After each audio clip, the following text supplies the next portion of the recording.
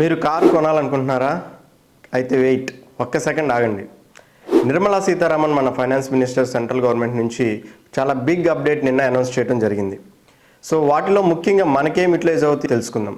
First medical insurance, health insurance, life insurance ఇలాంటి వాటి మీద ఇంతకు ముందు ఉన్న జిఎస్టీ రేట్ పూర్తిగా తీసేసి జీరో జిఎస్టీ మీద మనకి ఇవ్వడం జరిగింది. ఇంతకుముందు మనకి 18% జిఎస్టీ ఉండేది కాస్త ఇప్పుడు జీరో రేట్ చేయడం జరిగింది.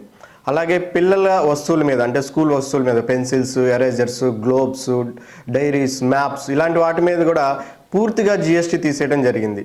తర్వాత మనం ఇందాక అనుకున్నట్లుగా కార్స్ కొనాలనుకుంటాం, చాలామంది అనుకుంటూ ఉంటాం ఎప్పుడైనా రేట్లు తగ్గితే మన వెండర్ని లేకపోతే ఎవరైతే ఉంటారో డిస్ట్రిబ్యూటర్ని డిస్కౌంట్లు ఇవ్వండి అని అడుగుతూ ఉంటాం, ఎక్కడ డిస్కౌంట్లు వచ్చిందో చూసుకుంటూ ఉంటాం. కానీ సెంట్రల్ గవర్నమెంట్ నుంచే డైరెక్ట్గా 10% అనేది జిఎస్టీ రేట్ కట్ చేయడం జరిగింది. ఎగ్జాంపుల్కి ఒక 10 lakhs కార్ నేను కొనాలనుకుంటున్నానంటే ఇప్పుడు నేను 10 lakhs ప్లస్ జిఎస్టీ పే చేయాలి.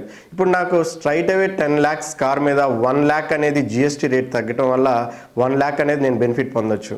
సో ఈ ఆటోమొబైల్స్లో ప్రతిదీ కార్స్ కానీ, ట్రక్స్ కానీ, ఆటోస్ కానీ, గూడ్స్ క్యారేజ్ వెహికల్స్ ఉంటాయి, వాటి మీద కూడా అన్నిటి మీద 10% జిఎస్టీ రేట్ కట్ చేయడం జరిగింది. అదేవిధంగా ఏసీస్ అంటే మనం జనరల్గా ఏసీస్ కానీ, జిన్స్ కానీ, ప్రొజెక్టర్స్ కానీ వీటి మీద కూడా 10% జిఎస్టీ రేట్ కట్ చేయడం జరిగింది. సో మనం డైలీ యూజ్ చేసే ఐటమ్స్ అంటే టూత్ బ్రష్లు కానీ, పేస్ట్లు కానీ, బ్రష్లు కానీ, షేవింగ్స్ క్రీమ్స్ కానీ ఇంతకుముందు ఉండే రేట్ కంటే ఇప్పుడు 12% ఉండే రేట్ కాస్త 5%కి తీసుకొచ్చారు. సో దీన్ని యూనిఫామ్ చేశారనమాట. ఇంతకుముందు 5% రేటు, 12%, 18%, 28% ఇలా రేట్స్ ఉండేవి. వాటిని అన్నింటినీ కట్ చేసి 5%, 18% ఈ రెండింటిని మాత్రమే తీసుకొచ్చారు. తర్వాత లగ్జరీ ఐటమ్స్ మీద రేట్ పెంచేశారు. సో లగ్జరీ కార్స్ కానీ, లగ్జరీ ఐటమ్స్ ఏవైనా కానీ వాటి మీద జిఎస్టీ రేట్ 40% వరకు తీసుకొచ్చారు. సో అసలు ఎప్పటి నుంచి తీసుకోవాలి ఈ జిఎస్టీ రేట్ కటింగ్ వచ్చింది సరే, నాకు ఈరోజే తీసుకోవాలంటే గవర్నమెంట్ ఏం చెప్పిందంటే సెప్టెంబర్ 22, 2025 నుంచి ఈ రేట్స్ అప్లికబుల్ అవుతాయి. సో ఏదైతే కట్ చేశారో జిఎస్టీ రేట్స్ సెప్టెంబర్ 22 నుంచి అప్లికబుల్ అవుతాయి. ఆ రోజు నుంచి మనం ఏ వస్తువు పర్చేస్ చేసినా ఈ జిఎస్టీ కటింగ్ రేట్స్ అనేవి అప్లికబుల్ అయ్యి మనం వాటి బెనిఫిట్స్ అనేవి తీసుకోవచ్చు.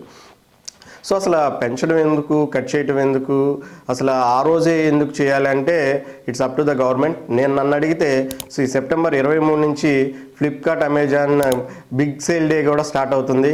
సో అట్లాంటి టైంలో వాళ్ళకి హ్యూజ్ సేల్ రావచ్చు. అండ్ పెంచడం ఎందుకు, తగ్గించడం ఎందుకు, ఇట్స్ ఏ ప్రోగ్రెసివ్ వే. అంటే మన ఇండియా డెవలపింగ్ అనే అనుకుంటున్నాం కానీ డెవలప్డ్ అని ఎప్పుడు అవుతుంది?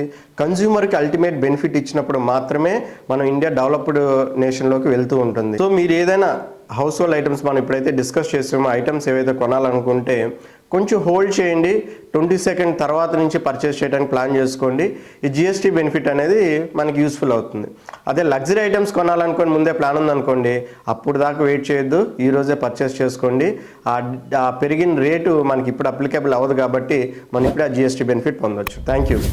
చేర్స్.